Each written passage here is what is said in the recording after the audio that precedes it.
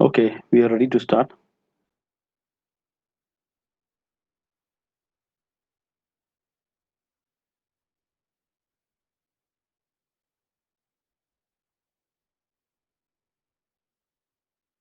You can stop the music, Pavan.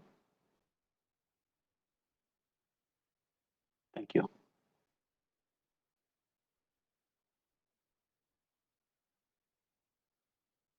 Wish you all a very good morning.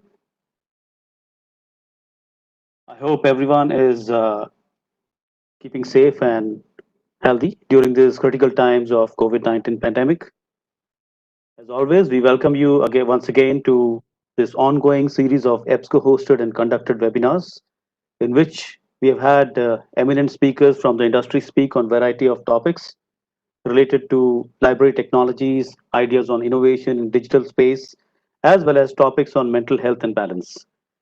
Today, we have a special seminar for faculty members, researchers, students of various disciplines who are always looking forward to publishing with top ranked high impact factor journals and publishers.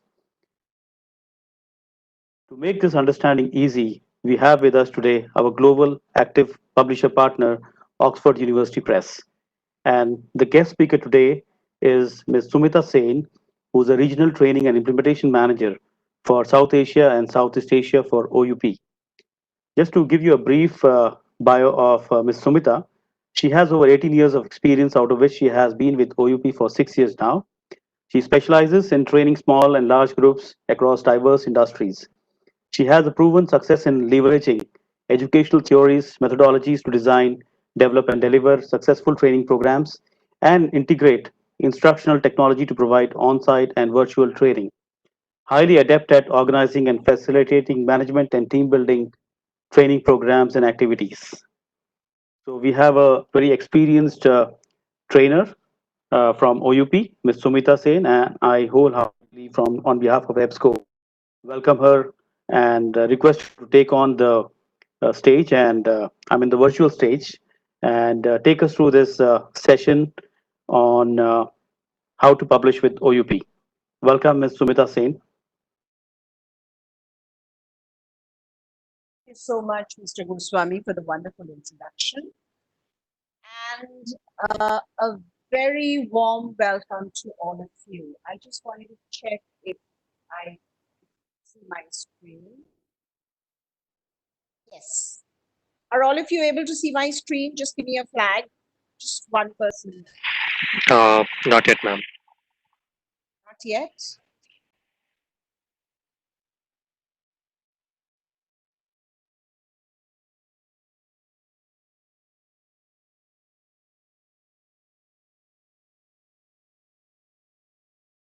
Now? Now we can Yeah, it's about we coming. can see Yes. this. You can see my screen. Okay. Thank you so much. So, a very good morning to all of you, and welcome to the session on getting published by Oxford University Press. Um, I will be running you through a few details on our company, what we do, a few basics on journals, and how you can convert your thesis into an article. What are the things that OVP looks for, and the entire submission process. I'll briefly touch upon um, open access and the different kinds of open access that OVP has to offer. If you have further questions, we can always look at doing another session on another day if we are not able to cover any other demand of yours. Um, so let me begin with introducing my company. These are the things that we will be covering today. Just take a brief look. I just did that. So here we are.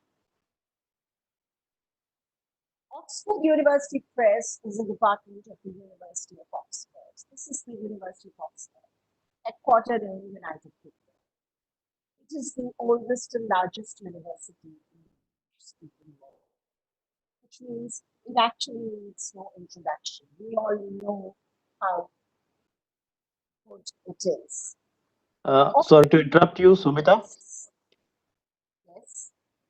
You need to be, if you can be near to the mic, because we are losing in between some words which you are saying. So audio is slightly unclear. So if you could just Okay. you Is it make better sure that now? it is better now. Yes.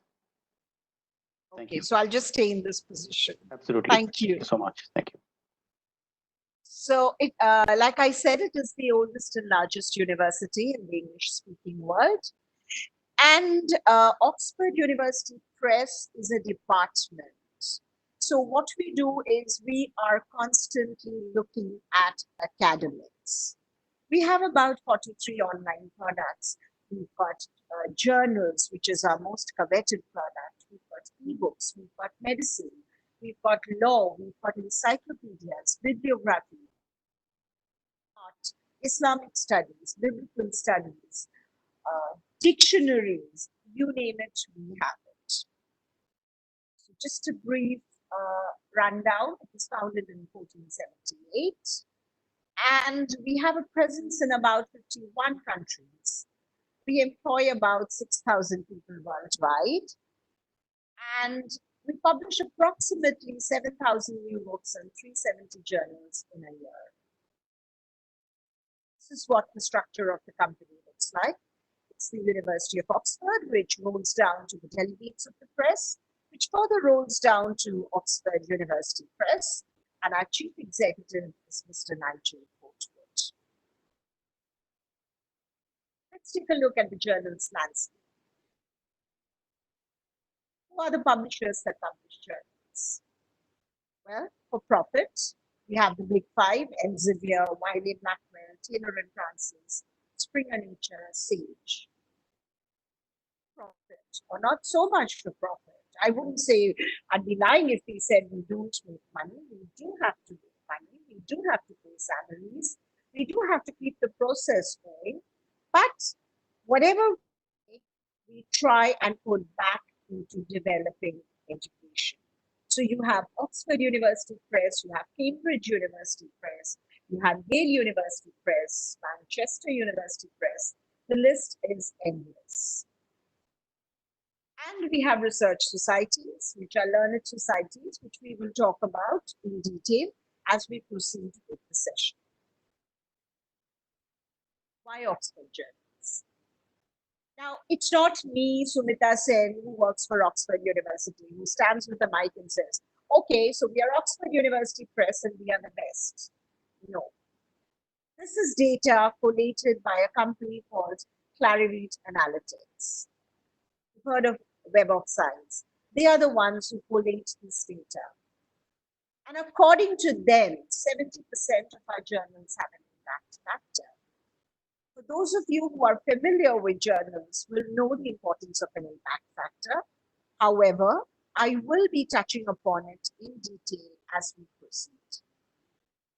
80% of those 70% that have an impact factor, 80% of those come in the top 50% of at least one category. And we have 6 journals ranked number 1 in at least one category. And this is the latest data that we've just received from Clarivate, which says that 55% of the journals with an impact factor are ranked in the top 25% of their field. And over 75% are in the top 50% of their field. We'll take a look at all this in detail and its importance as we proceed. This is a short I wanted to share. Mr. Goswami just said that all of us are grappling with this pandemic called coronavirus. We are all trying to figure out a solution. We never thought that, we could go back 500 years ago to a situation where there would be no treatment. We always thought that the Great Plague of London happened so many years ago, and now science is developed. But Oxford University Press is doing its best to give you all the research for free.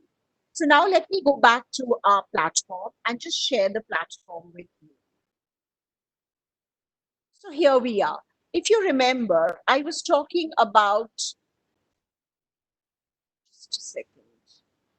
If you remember, I was talking about our contribution to COVID 19. There is an information hub here which gives you free access to all research that is Sumita, happening the screen around has COVID gone 19. gray. Sorry to interrupt you. The screen has gone gray, so we can't see the slide right now.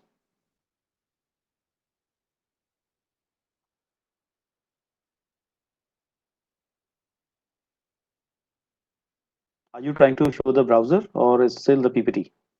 I was trying to show the browser and I think Okay. I just got, I think I've been logged out and Yeah. trying to get back. And still, we are getting messages that voice is still breaking at the end of the sentence. So sometimes we are missing the word. So if you could revert back to the yesterday's, the way we practiced, if we can follow that I'm in protocol, that it should same be clear. position. Okay, okay. I think it's to do with the bandwidth now. I think that is the major thing right now. So okay, so can you go back to your PPT because I can the go browser back is to not my coming. PPT, but I think Uh, I've so- lost out, so I'll have to Sorry, ma'am. Can you see the orange tab on top? yes. I'm going to Just click on that. And share my screen yeah, and my content. Okay. So now can you see my screen? ma'am. Request you to share your screen instead of content. Yes. Share my screen, yes. That's Yeah. what I'm doing. Can you see the third option on the top left? Where you have three dots. Just click on the orange tab on the top. Yeah. Stop sharing. It says you're sharing your screen. Yeah. Just stop sharing that once. Click on stop sharing. I do see stop sharing.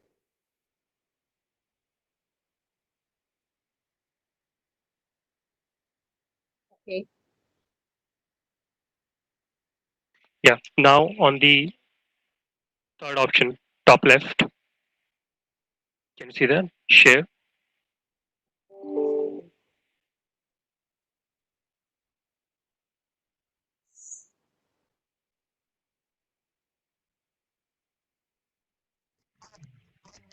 You see my screen? Yeah. Coming up. Now we can see it.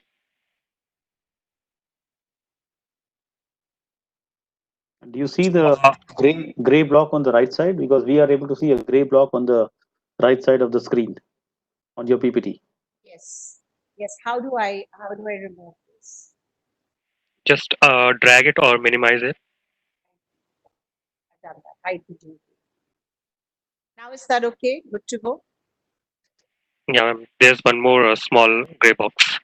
Small, yeah, one more. You can drag it up, upwards or downwards, wherever. There is no gray box that I can see. Okay. You can still see that, but okay, now it's gone. Yes, so now it's fine. Still appeared on the top middle, but okay, now it's fine. Okay. Yeah. Should I Your continue? yes, please. Your browser is visible now, and the gray boxes are also gone. So thank you. Thank you. Welcome back, everyone, and I'm really sorry for the minor little glitch that happened. Uh, this is the Oxford Journals platform. The URL to access it is academic.oup.com. So I was talking to you about our contribution to this current pandemic, coronavirus. Oxford is doing its best to share its research, make its research open for the audience.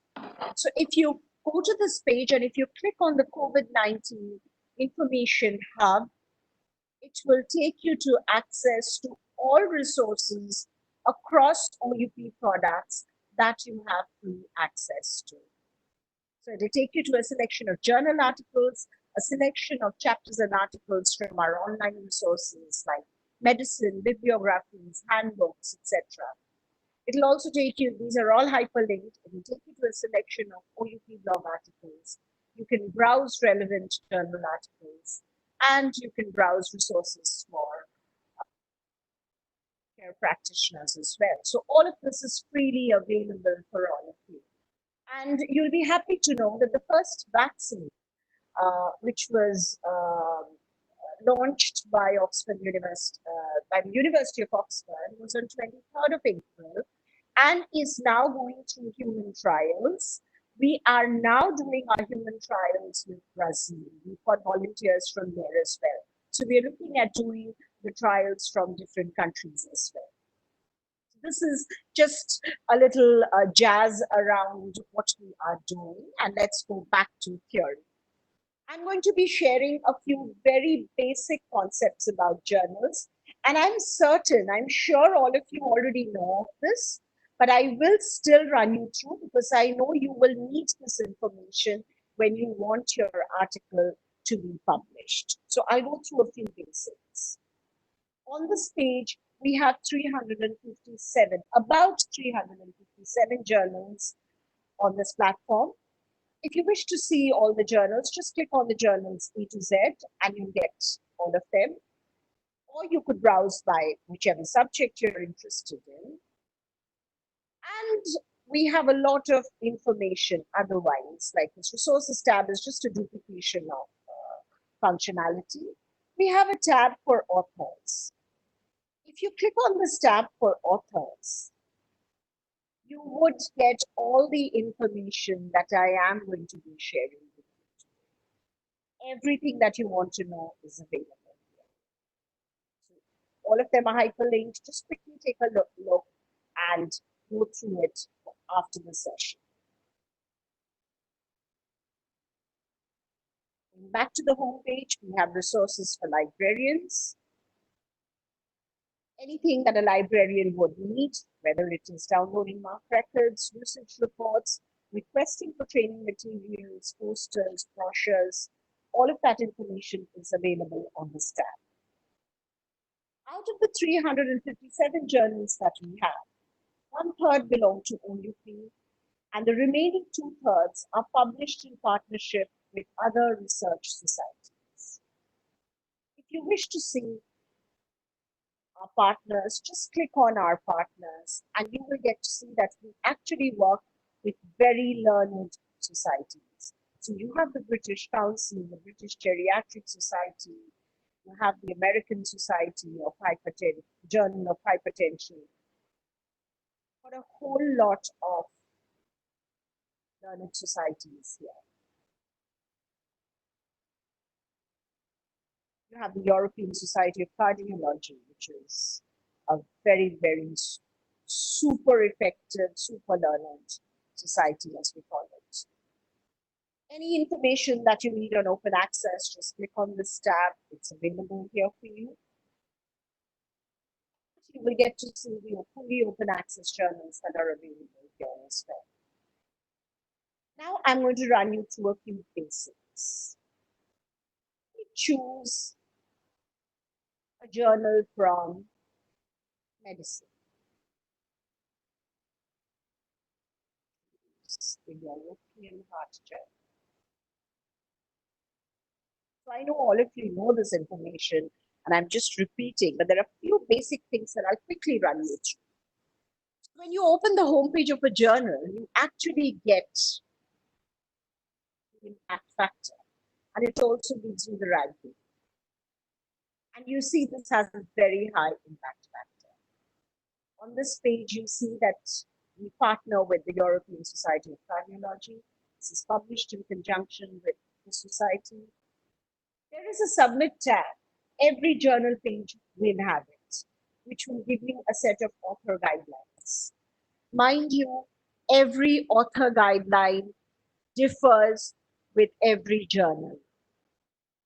While one journal tells you we need Times Roman 12, another will say we need Calibri 10. The number of words will differ. The request for keywords, the request for the abstract, all of it will differ. So before you choose your journal, it would be very wise to check the author guidelines first. Now we look at about. When you come to about,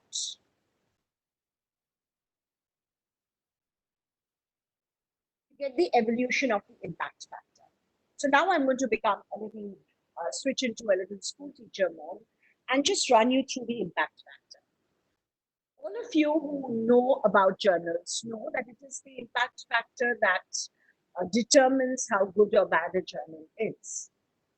And how is the impact factor? How do we get the impact factor? There's a formula for it. The number of times an article has been cited divided by the number of citable articles published. And this data is taken using the data for 2 years. So if I am looking for the impact factor of the European Heart Journal for 2019, I would take the data of 2017-18 to get the impact factor for 2019. Now, why I'm asking you to see the evolution of the impact factor is clearly understood here. You see, there has been a steady growth. It's not jumped from 7 to 24.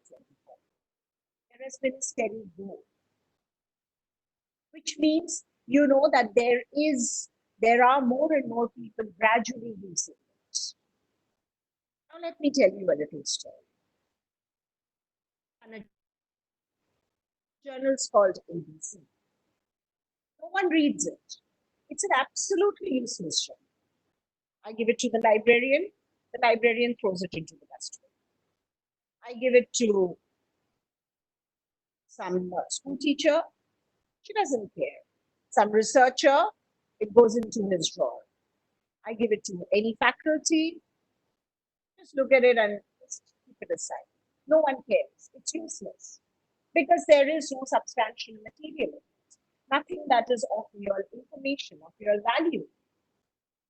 Now, I have this friend, I wish I was related to him, Dr. Amartya Sen. We're very close. And I walk up to him and I say, Dr. Sen, why don't you write a little article for my journal? And he obliges. He says, okay, Sumita, I'll do that for you. And he writes that article and I publish it in my journal. What happens? Because of his article, more and more people start citing mine from my journal. And what happens as a result? The impact factor goes up. Does that mean my journal is good? No. My journal is still bad. It's still useless. It is just that one article from Dr. Sen which has actually made the impact factor go up, which is why it is very important for all of you to check the evolution of the impact factor before you decide on choosing which journal you want to publish in. I'll go back, I'll take another journal. I'll show you another example. Let me take arts and humanities. Those of you who are familiar with arts and humanities will know that arts and humanities seldom have an impact factor. So I'm going to open African affairs here. And what do I see? I see it has an impact factor of 2.1 and 5-year impact factor of 3.14. And I check the evolution. I see it has steadily grown. There's been a little dip here, but it has steadily grown. Now you would turn around and say, African affairs, why does it have? Sumita, sorry to interrupt you, Sumita. If you could keep the microphone closer to you, I think it will be improving. It is better than listen to every word they're saying. So they're requesting that the microphone be kept. Sound is louder. or if you have a I headphone at am least try trying my that. best. Phone or Is something, or a, this, yeah. well, this is the one that I use for all my training sessions. And now is Okay. it Or if you better? If I remove it now, okay, now I've removed it. I'm not holding it. Now okay, is now it all also right? there is a in the voice at the end, so you can Yes, wear it out because that was better. that was better, right? Okay, Yeah, yeah. okay, here we are. So we're Okay. talking about African affairs. We're talking about African affairs, and you see, this has an impact factor. Now, I'm going to show you another one from Arts and Humanities. I'll take you to another journal. Let's say, let me do French studies.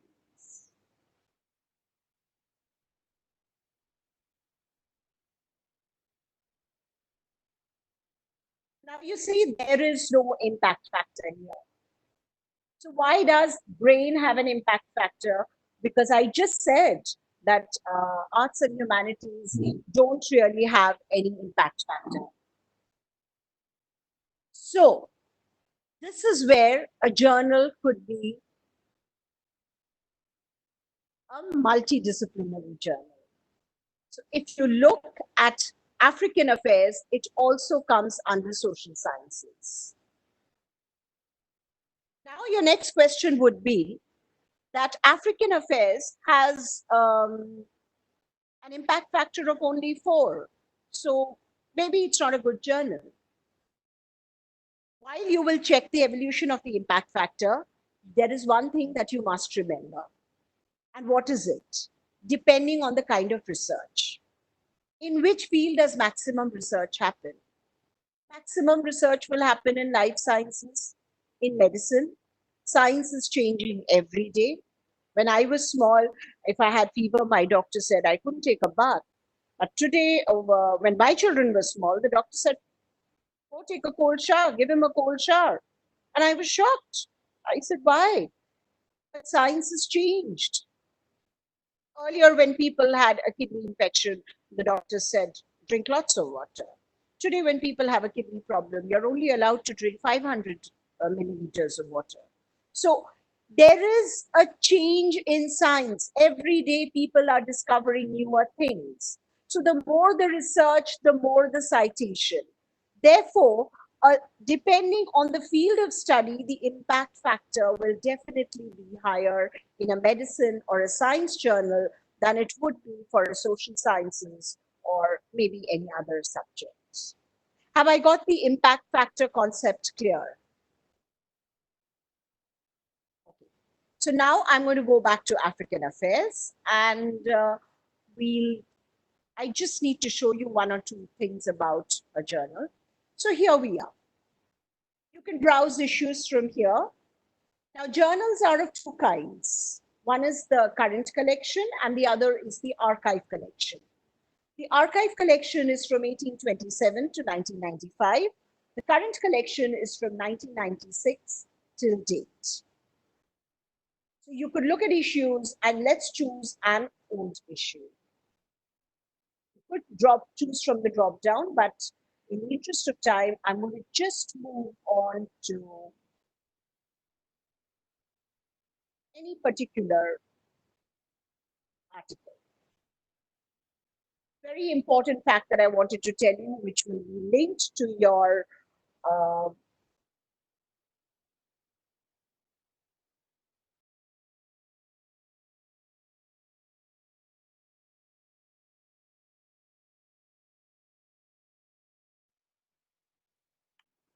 We are not able to hear you, Subita.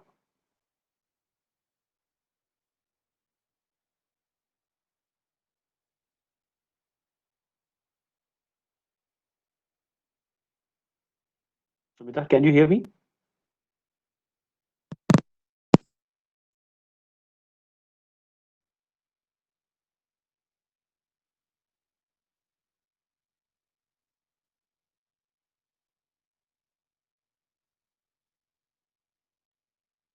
Looks like there's a disconnectivity at her end. Looks like.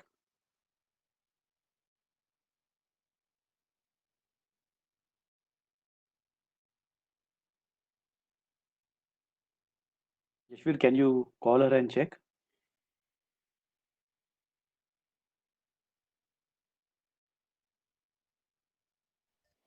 I'm calling her.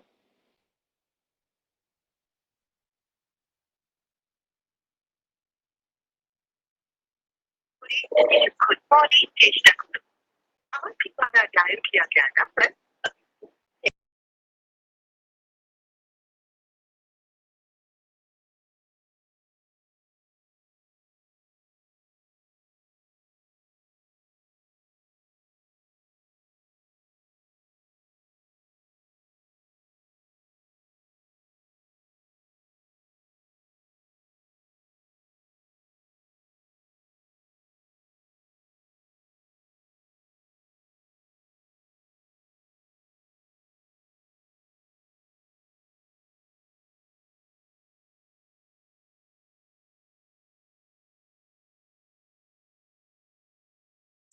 Now, what does the altimetric score do?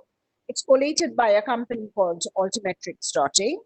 It gives you the demographic and the geographical breakdown of the article. It tells you how many people have read it, how many people have viewed it, how many people have downloaded. And if you click on see more details,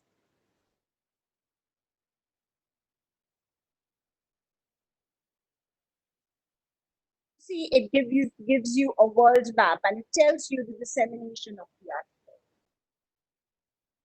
You see, this particular article is being read in the United States, in parts of France, and who are the kinds of people who are reading it? The scientists and science communicators and Can you members go of back one slide because we had missed your audio in between for about 2 to 3 minutes. as in go back to the altimetric score. Yes, yes, you're the previous slide because that's where we I'm missed not your using audio. a slide. I'm No, no, not no. using a slide. It's a live demo.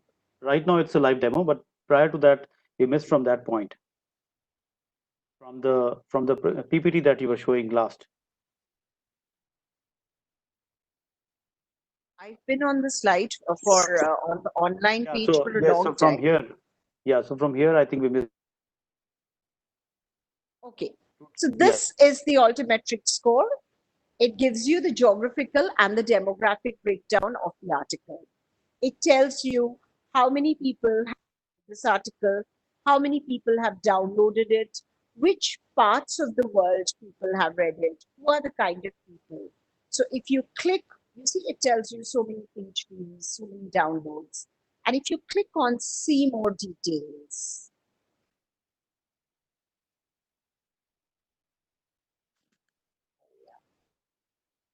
see it tells you there are people in parts of France and it, and who are the kind of people. The demographic analysis is given here. You have scientists, you have science communicators, etc. So now I will need to go back to my. I've explained three very important things about journals. I've explained the impact factor, the altimetric score, and I've explained the. What else have I explained? The impact factor, altimetric score, and the DOI. Now I'm going to go back to my presentation and I think I'll have to go back to this share my.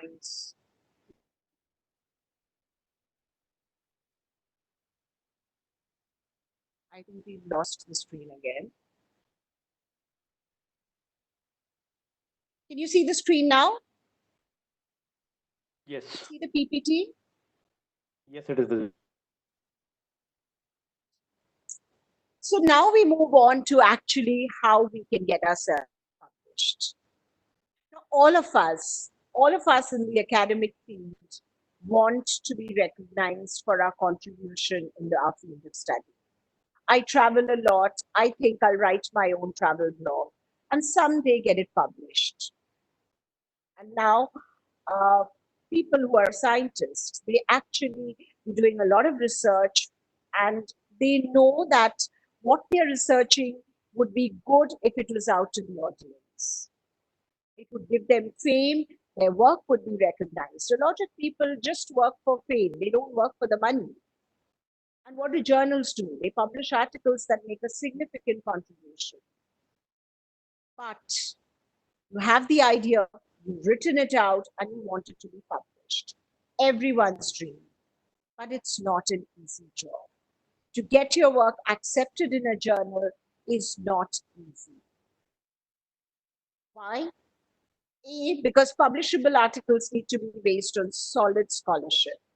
You can't turn around and write and say, the orange fell down. I was sitting under a tree.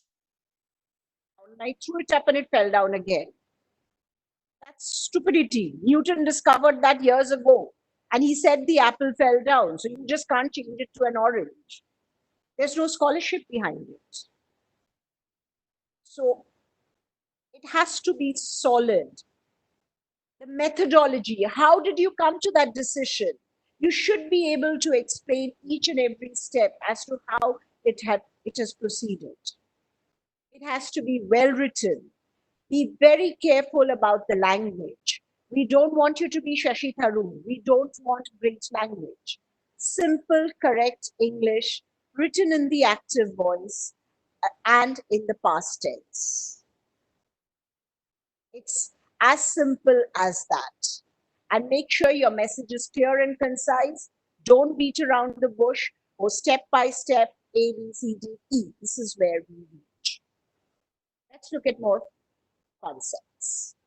Now, this is something across the globe people have always asked me to focus on. What is the difference between a thesis and an article? The first basic difference, and I don't even need to look at the slide, is the audience. When you're giving your thesis, the first person who reads your thesis are your professors. They know you. So they'll turn around and say, oh, Arvind probably did not study. He was probably disturbed, so he missed it. Let me give him the benefit of doubt and give him a few marks. Because they know you, your professors know you. Whereas in a journal article, your peer reviews don't know you, and they are ruthless. If they think you've missed out on something, they will reject it outright, or it will come back to you asking you to make corrections. That's the first biggest difference between a thesis and an article. So you might turn around and say, oh, but my thesis, my professor said it was very good. Why was it rejected? First thing, you have to be very cautious. Calcutta, I studied in Calcutta University, and I know the heavier your paper, the more marks you get. So in a thesis, the more you write, the more, and because the thesis, its prime motive is to see how much you know. Whereas a journal article wants you to show what you have found out. We know that you know so much. We want to know what is it new. And we want you to be precise. We don't want you to write pages and pages of rubbish. Just give us what you found out and how you found out. That's exactly what we need. So how would you turn your thesis into an article? First thing is you will do your homework mentally. Think, have I done enough research to write an article? Is my research really going to be published? Is it really something new? Find out if anyone else has already not discovered that. The second thing where you can actually article, you can think of writing a letter of short communication. Now, let's say Pavan is doing research on a tablet that stops you from getting COVID. He's discovering an immunity tablet which stops you from getting COVID. So what does he do? He's doing his study and he's got points 1, 2, 3, 4, 5, 6. But to his utter dismay, he finds somebody else just the day when he's about to submit his article. He finds somebody's already found that and given it.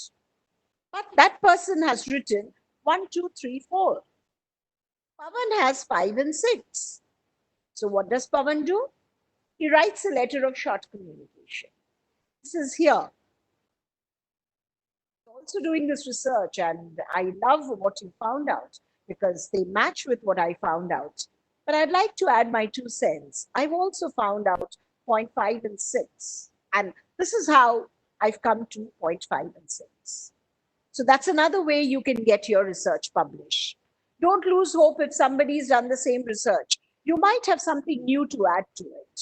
That is something that you can do. The third way of doing it is you can think of writing a review paper. However, in Oxford University Press, review papers are always submitted by invitation. You need to be invited by someone to write a review paper. Step 2.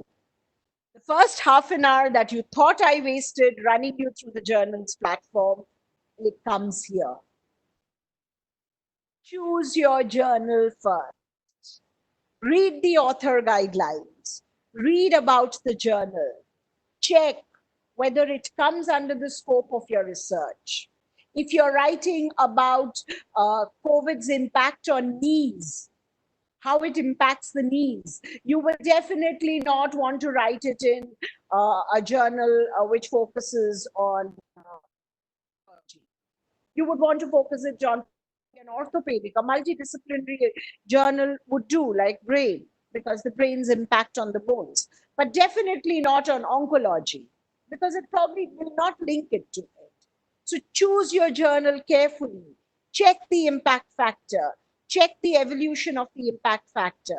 Check the altimetric score. See the kind of people who are reading it. See the if you are doing a research on malaria, you would not want to choose a journal which is widely being read in Canada or in Siberia.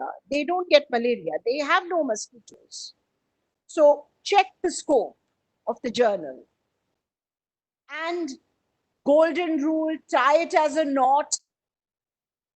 Key takeaway, just like you take a gold coin and put it in your locker, take this and put it in your head for life. Choose only one journal at a time. Don't, it's not like weaving a basket and saying, okay, you don't want it, okay, so then you take it. Acha, aapko bhi nahi, you want it, I'll give it to someone else. No, don't do that. Make sure you're submitting it only to one journal at a time. Otherwise, you will lose your credibility.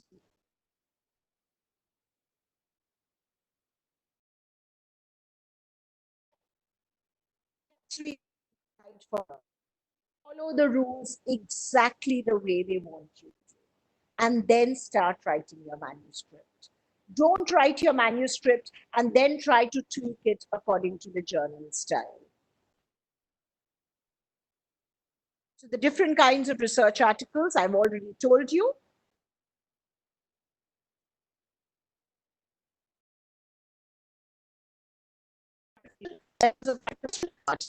The fourth one that we've not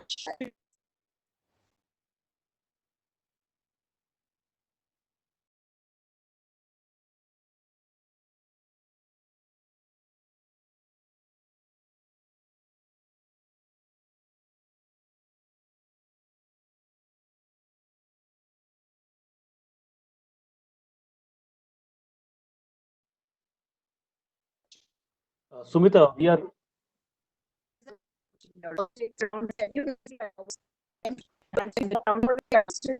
still uh, losing audio. sorry, Sumita, your voice is completely breaking. Hello. Yeah, it was breaking a bit, and now it's okay. I think when I You may, talk you may. fast, so I think I need to slow down. I think when I speak fast, that's what's happening. I've just No, it observed was that. perfectly fine. So, Yeah, in between it just got, yeah, it was breaking bit. yeah, because I increased my pace. Okay. Uh, so, uh, Okay, now it's so she fine. was really, so she was really ill, and the doctors had pretty much given up on her. So she was in and out of hospital, no treatment, and she'd resigned from her job. She knew that she couldn't work anymore, and she had accepted the fact that she would die of a UTI. One day, a friend who had gone to visit her said, "Why don't you come to a general physician that I know of?" And he took her to a doctor's clinic, a very aged doctor sitting in a garage. The first thing she did, she walked up to him and said, "Look, I will not take antibiotics." He was a very elderly man. He said, "No, I will not give you antibiotics." He gave her a cranberry tablet and a probiotic. He gave her VSL3 and he gave her track free. He said, "You take two in the morning and two in the evening, like one of each." So in 15 days, she was fine. In a month, she was back at work. She took back her resignation. That's a nice case study. So if you have a case study, you can always think of submitting it.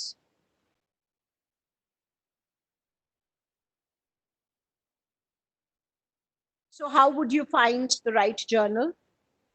You would look at the rankings. When you go to the impact factor uh, evolution, you can see the rankings as well. You will look at downloads, altimetric score.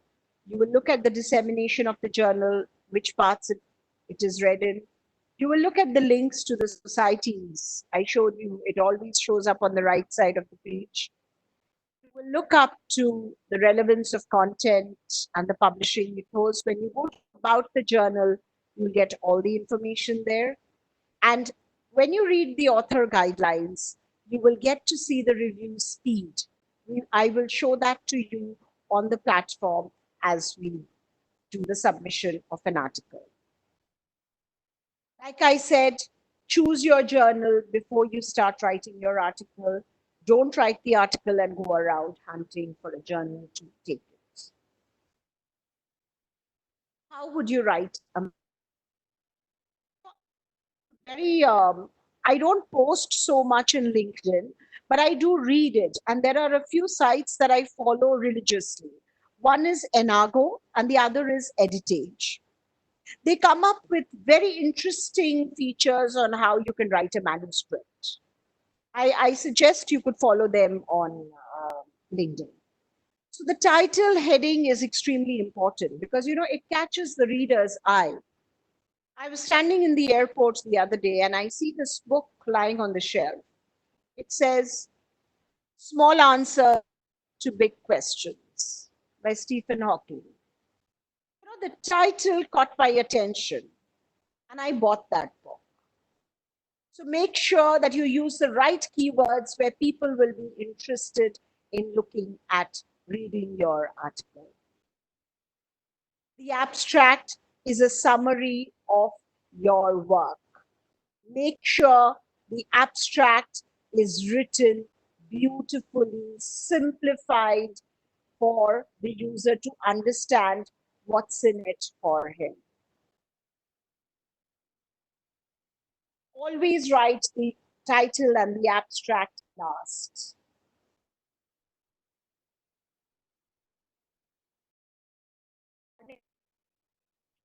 It's like wishing on the abstract and the title are your garnishing. Choose the right keywords because if you have the right keywords, when people are searching on it, it will quickly come up in the first few search options. Make sure the method is detailed, precise, written in past tense. I've told you the other gold coin that you take back, write in past tense, write in the active voice. Results include all findings.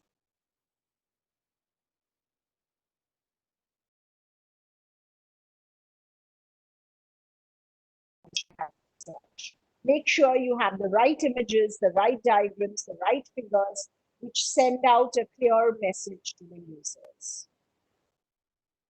And follow the journal guidelines as always. This is a very nice example of using sticky notes. I will show you this particular article, which is there on Oxford. So you see, when I told you you could download as a PowerPoint slide, see, it tells you where it is from. It is from this particular article from the Journal of Urban Ecology, and the DOI number is given here. It gives you the entire citation information. This is a very good example of using sticky notes for writing your article. And there's another one, which is mind mapping. I will give you the link to this article so you can read this article at leisure. Take a look at the mind mapping method taken. So now you've written your paper, you've selected your journal, you followed the author guidelines, you've written out your paper. Now, what is it? What's our next step? We will look at the OUP way of getting it published. I'm going to be giving you a 5-minute break. It is 12:50, 11:50 by my watch. Exactly at 11:55, please be back. Till then, thank you. You can all take a bio break, 5 minutes, because we have a lot of questions in the end to be answered. So it will go past 12:15 also. So request you all to take a break of 5 minutes and join by 11:55. Thank you.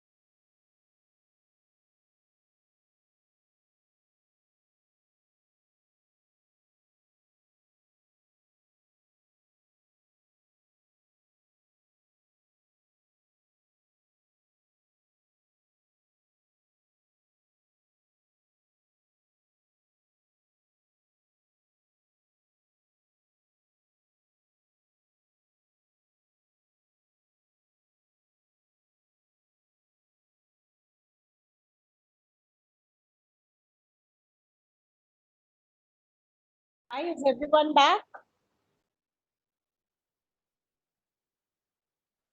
Yes, Sumita.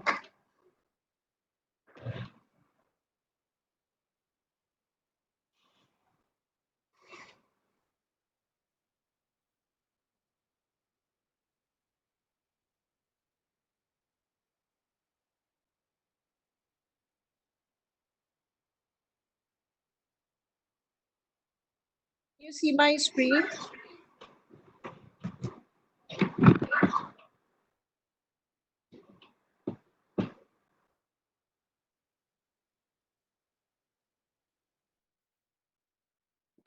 Can you please speak? We will check the voice quality now.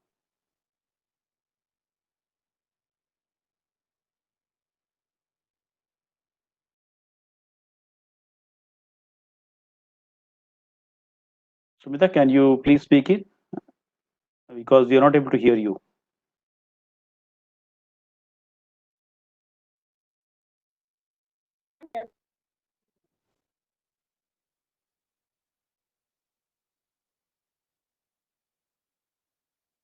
Yeah, I just wanted to check it. Uh, as the PPT is not yet visible, it shows that it's about to come, but it's not yet visible. It says that you have started to share the content, but the PPT is not yet visible.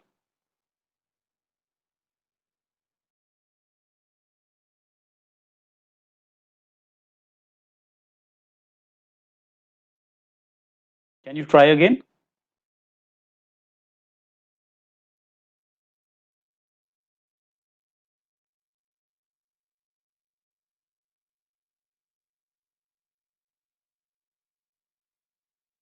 Sumita, you're not audible. Yeah, we can see the screen now. Can you see the brain screen of the Yes, journal yes, brain? yes. Okay. It's visible now. Okay. So should I start? Yes, please. Yes, please. Go ahead. Yeah. I think I'll probably end up taking a little longer than 12:30 because there is so much to share, and a how to publish session does take a good 2 hours. But let me see how quickly I can go through it. So here we are on the brain screen, and if you look, every journal has this submit page. If you click on the author guidelines page, just for you to see, it gives you all the details that you will need. How you can prepare the kind, review timings, the abstract, whatever information that you need is there. And you will have to check all of this before you start writing your article. So now we've already written article and our next job is to submit it. So let's just quickly go to the submission site.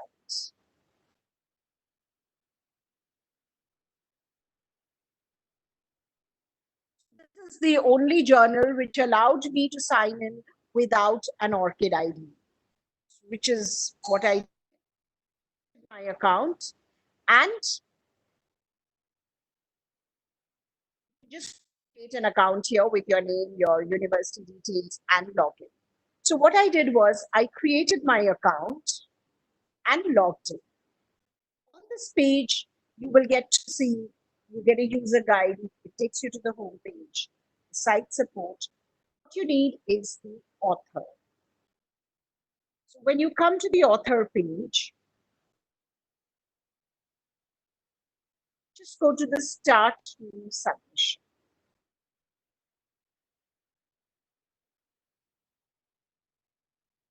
and you begin submission.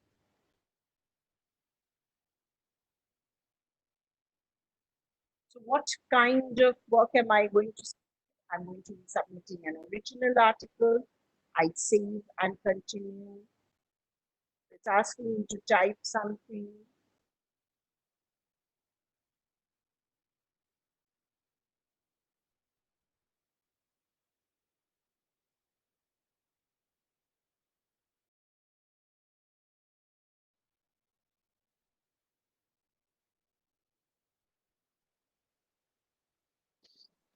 that we accept only Scholar One or Editorial Manager manuscripts. Still waiting for the page to load.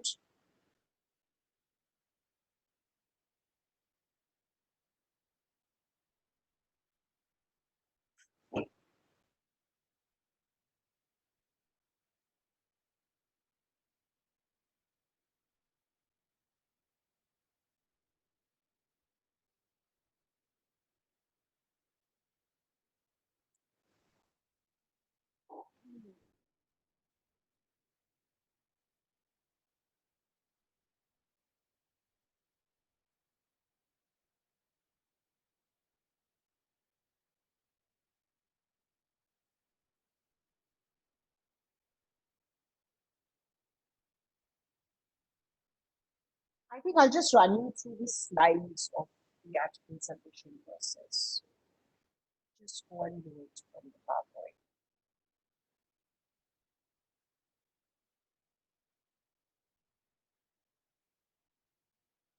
Can you see my screen?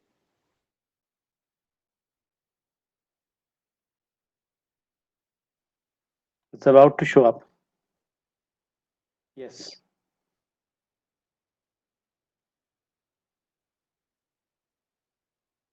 You can see it now.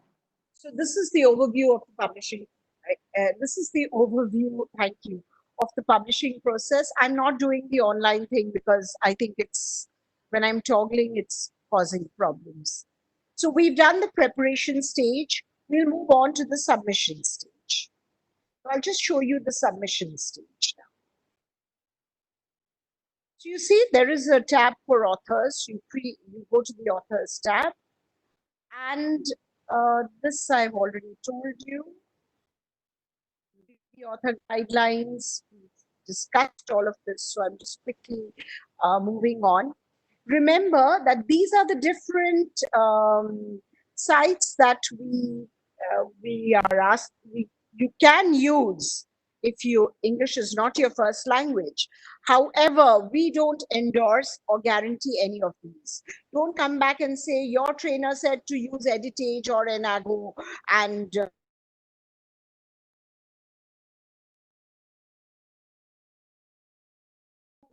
take any guidance that you can try any.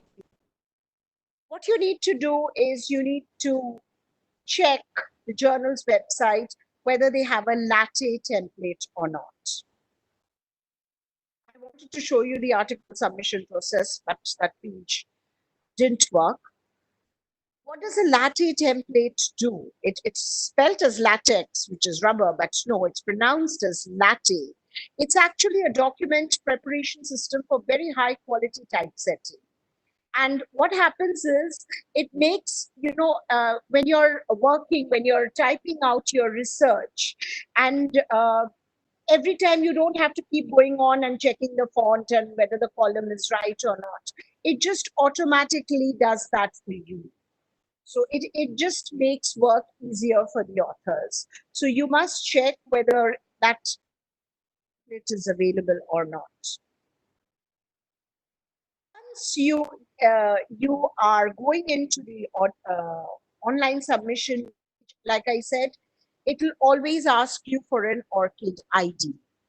What is an ORCID ID? It's an online researcher identification number. So here we are.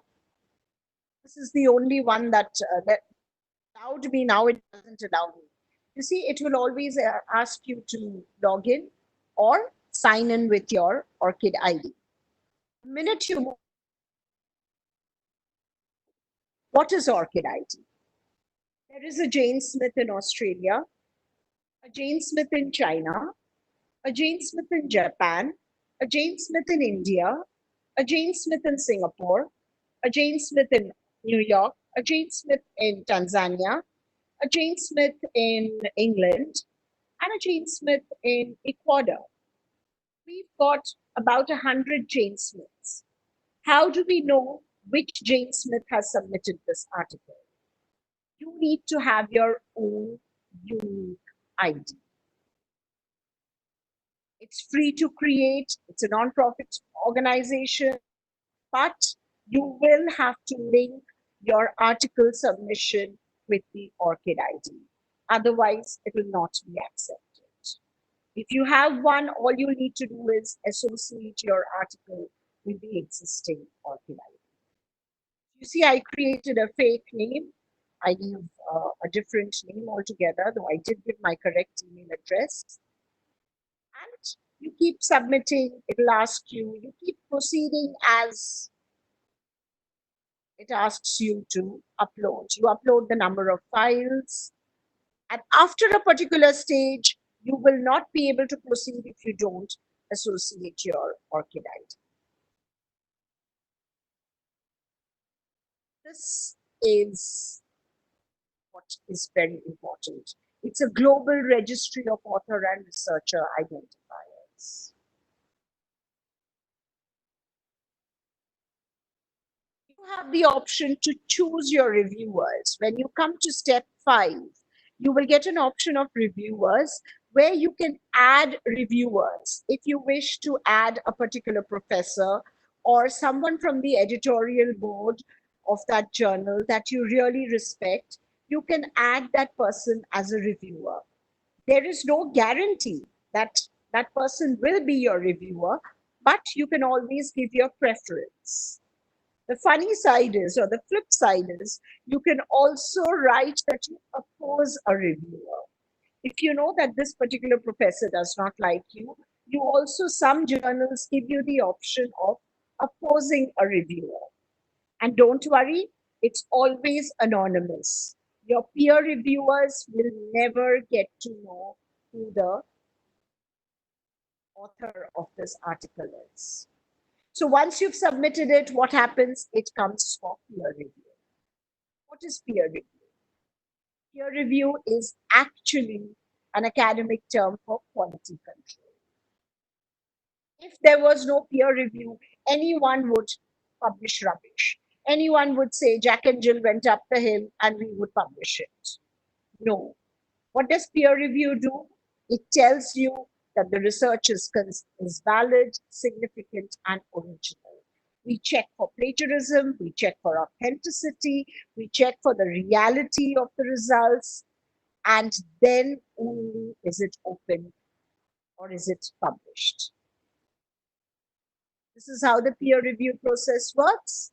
You have an idea, you've done your research, you've written it out, you've written your manuscript, you've sent it to the journal editor, you've gone and submitted it, you've gone to the author submission site, and you've submitted your work, which is then reviewed by 3 to 5 experts in the field, and then they take a decision. If you get a cross, which is mostly within 2 to 3 days, if it is rejected, it'll come back to you. Check the review timings of each journal. If you go to the pen, if you get a pencil mark, means they want you to make a few changes. They've not completely rejected it. And if you get a green tick mark, means you're good to go. It will be published. Congratulations. So once your work is published, once your work is submitted, it will move on to the production team. When it goes to the production team, OUP will write to you and they will ask you to they will send you a link to create your account in the author site. You must remember that the author site in OUP is different from the author site of the journal. So the production team will send you a link with your article. It will send you it will ask you to sign a license. Until you don't sign that license, nothing will happen. Once your article, you've signed your license and it moves on to be published, your article will get a unique DOI number. Now, do you understand why I gave so much emphasis on DOI? Your article will have its own DOI number, which After it is made out to the public, you can share on social media, share on on LinkedIn, wherever, Facebook, Twitter, wherever you like. Once you submit, you will get this unique number, and you can track your progress of your paper, at which stage it is in. Here we are. Once it is accepted, we will send you the proof after everything is done. And if you have to make any changes, you will have to make it then. If you want an extension, you can always write and ask for an extension. However, once it is published, we do not make any changes, unless, of course, it impacts the academic accuracy of the research. We do not make any changes. So please make sure that you check everything, and after that, you are given a free access link to the online version of the paper. You can share it with others and colleagues, and you can post it on your personal institution's webpage. After it is submitted to OUP, the paper is embargoed. You know what the embargo period is?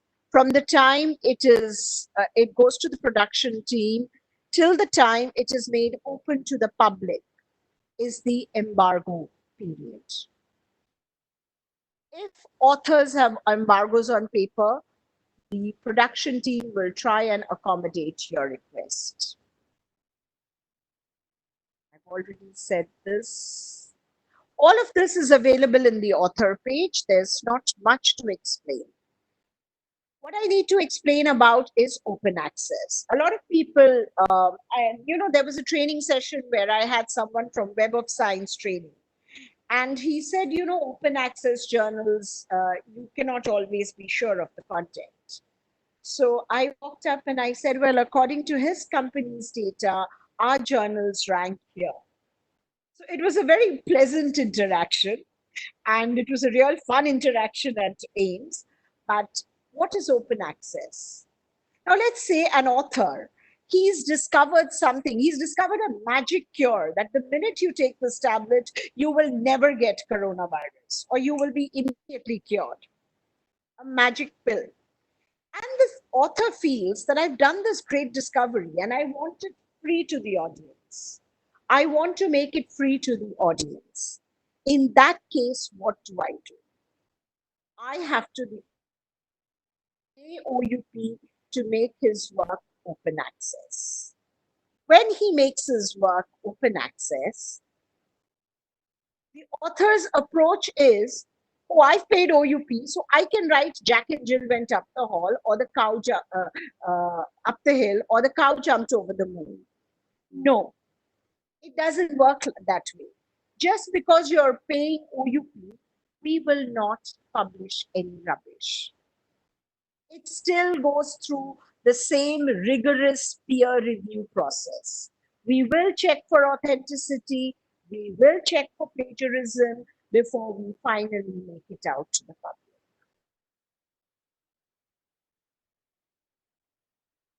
And these are the different open access models that we have. If you go to our open access tab on our homepage, which is academic.oup.com, you will be able to read about all of these in detail. This brings us actually to the end of my session. However, before I proceed, I would love to share the article that I wanted everyone to see, and I hope I'm lucky enough that I can share it. Can you see the Oxford Journal of Urban Ecology? Are you able to see it? Yes, Sumita, it is visible. Yes. So this is the article that I was talking about. Oh God, it's gone.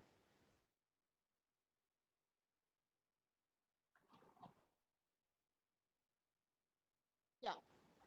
So if you have a mobile, you can take a picture of the DOI and keep it. This This is a wonderful article that I encourage everyone to use. It gives you a lot of information.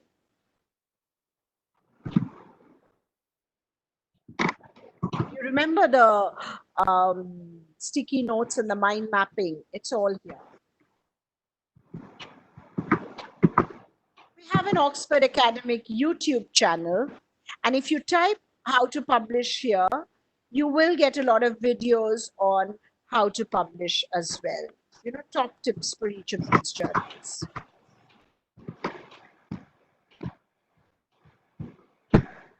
So please ask me any questions if you have. Sumita, there are many questions, so I'll take them one by one in the interest of time. Whatever we can cover best, we'll try to cover. Okay. Okay. Yeah. Just give me a moment. Okay. The first question is how to select the quality journal for an interdisciplinary subject, for example, behavioral finance, because it fits into business, psychology, etc. Please opine on this matter. Opportunities for journals of social science and management stream for the B school faculties. See how you choose your yeah, I've got the question. How you Okay. choose your journal depends on what you are trying to publish.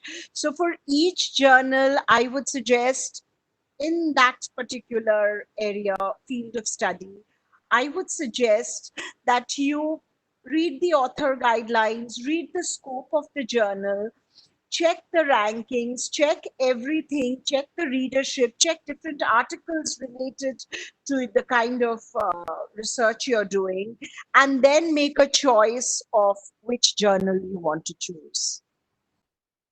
So you'll have to do a lot of homework around that. Right, thank you. So let's take the next question. Today, there are so many fake journals claiming higher impact factor. In such a case, how to check its authenticity? Which is why we always ask you to check the evolution of the impact factor. And we always ask you to go through reliable, don't look at predatory journals, but go through reliable publishers. Go through an Oxford University Press or an Elsevier or any of the companies, Wiley Blackwell. Check it out from there. I can't promote any other company, but yes, you will have to check under which company's platform they are, and you can and figure out which one is good. Because their impact factor will actually tell you whether they are good or not. All right. And the evolution. Thank you, Sumita. Next question is, can Oxford help us share the settings of article and bibliography as per the journal requirement? They would like to share multiple articles with regard to submission.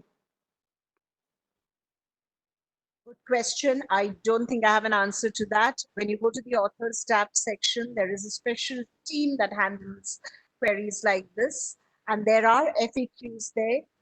I suggest you check that out, please, to get an accurate response. All right. Okay. Next question is, please tell me the name of websites you suggested for manuscript once again.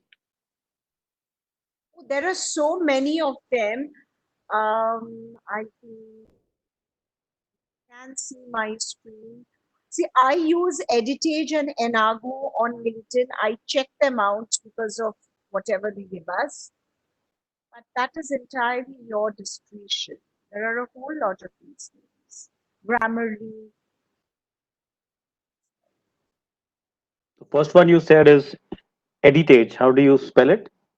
ED or Editage.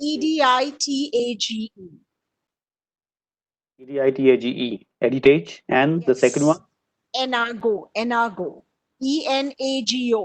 But I follow them doesn't mean ENAGO. I'm guaranteeing them. Can you see my screen? It's there on the slide.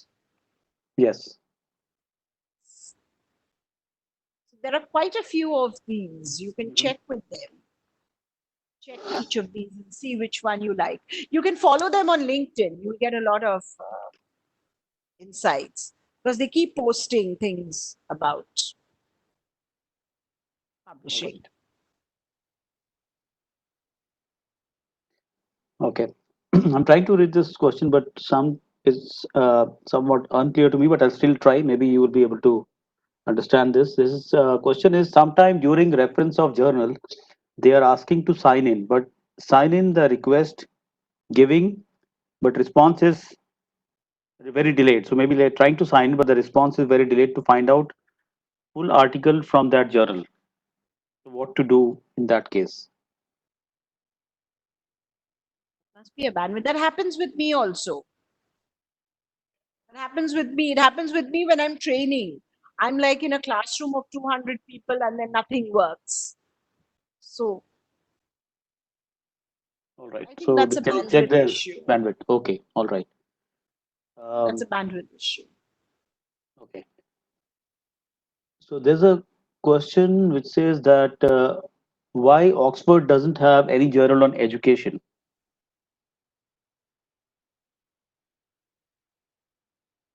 Well, I really don't have an answer to that, but I'm sure we have lots of information on education.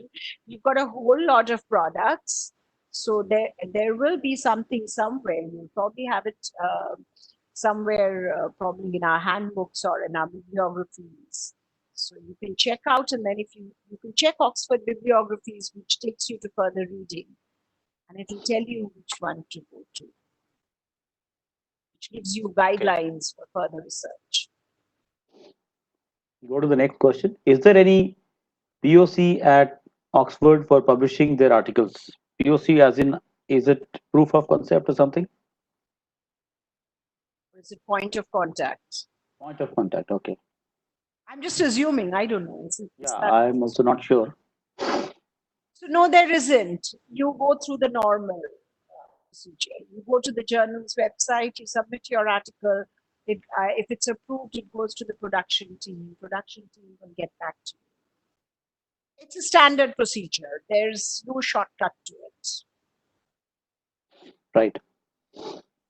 Okay. So if there's no impact factor, does that mean the journal quality is bad? See, like I said, arts and humanities, we usually have an impact factor. Like French studies does not have an impact factor. That doesn't mean it's a bad journal. Because for arts and humanities, how much research do people do? But multidisciplinary journals like, say, African studies, which comes under social studies as well as arts, like architecture. Somebody like me, who's a literature student, will say architecture should come under social studies or probably history, because I'm looking at Victorian architecture and I'm thinking of Mughal architecture. But somebody would say it should come under engineering, because there's a lot of engineering that goes into architecture. So some of them, that is what, Web of Science decides which discipline it should go into. So if it doesn't have an impact factor, mostly arts and humanities, total arts and humanities don't have an impact factor. How much research will people do on French Revolution? We've already found out what you need to know about French Revolution to find out about it. Just an example. Right. Okay, we'll take the next question. In the initial stages, what type of article is preferable to the new researcher?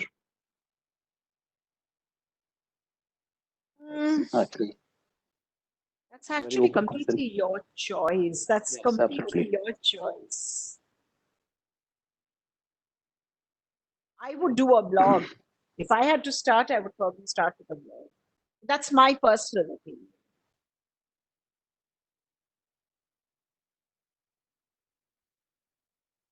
I'm just sifting through some questions. I'm not taking, the definition questions because that can always be searched, like how to calculate H index. I'm not taking those kind of questions. The next question which I'm taking is, does the journal publishes engineering research articles? If so, are there any publication charges? I don't think we have any content on engineering, not in our journals. We're stronger with medicine arts and Right. humanities, social Right. sciences, engineering, no. How long does it take for a peer review? Again, like I said, you need to read the author guidelines. It tells you there is each journal will have its own guidelines. It will tell you if it's going to be rejected in the first 4 days. I could show you the screen, but see if I can show you one. If you go to the author guidelines, it's given there, review timings, and it's different for each one. But usually, if it's rejected in the first 4 days, you'll get to know. That is for sure. All right. Okay, let me take this question. How about preprints?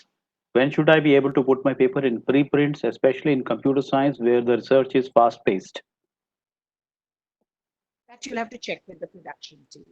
But if you go to the author section, they have their own set of information, things that you can do, how you move on, how you can promote your article, everything, all the information is here. Right. So a couple of more questions in the end I will take is if my article is rejected by one journal, then is it a good idea to check with other journals or go back to the steps one and reworking on the same research with their guidelines, which means reworking on the article submitted to the first publisher itself, or should I submit to the new one? What's a good idea?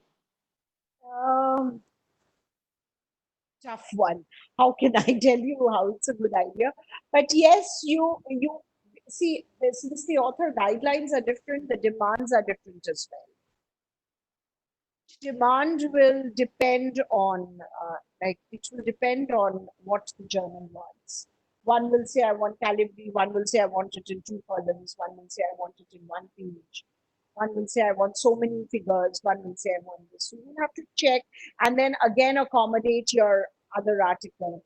And when you're submitting it, it will ask you whether has this article have you submitted this article earlier elsewhere, has it been rejected?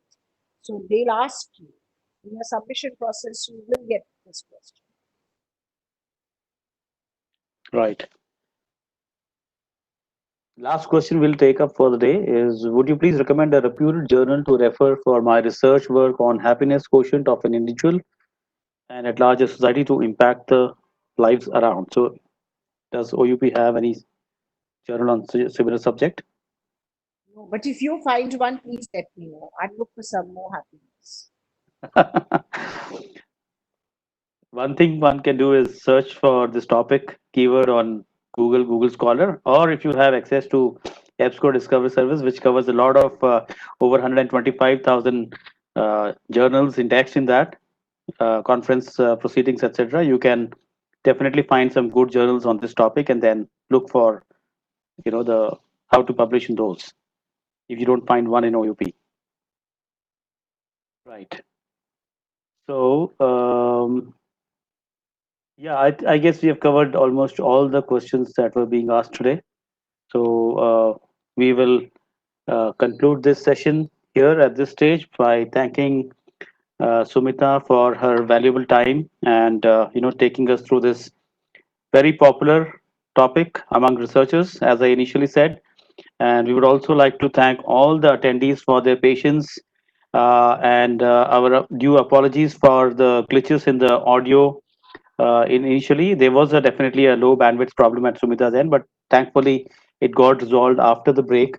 And I hope everyone was able to understand the entire concept in totality from beginning till end. Sumita has said that she will share a PDF of this PPT that she showed, and also the recording will be available to all of you who fill up the feedback form. You will also get your certificates once you fill up the feedback form.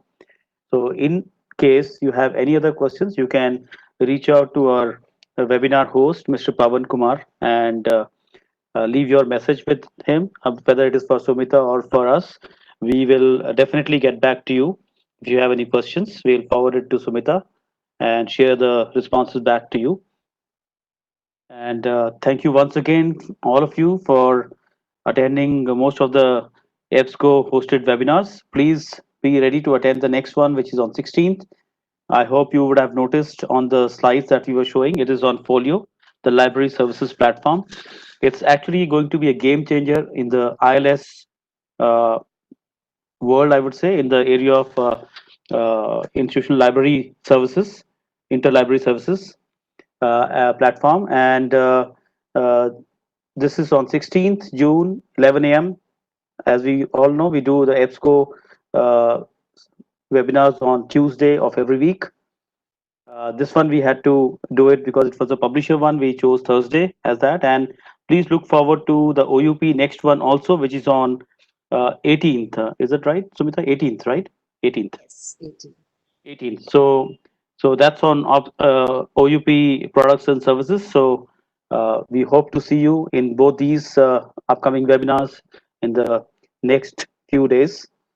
Thank you once again for attending this morning. Thanks for your time. Stay safe, stay healthy, and uh, goodbye. Have a good day. Thank you very much. Thank you, Sumita, once again. Thank you to all of you and for being a wonderful audience. Thank you. Goodbye, everyone.